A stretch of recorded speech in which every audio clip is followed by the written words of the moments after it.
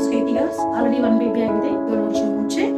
After C section baby ಆಗಿದೆ. ಅದಾದ್ಮೇಲೆ they were not conceiving, ಮಗು ಆಗ್ತಿರ್ಲಿಲ್ಲ.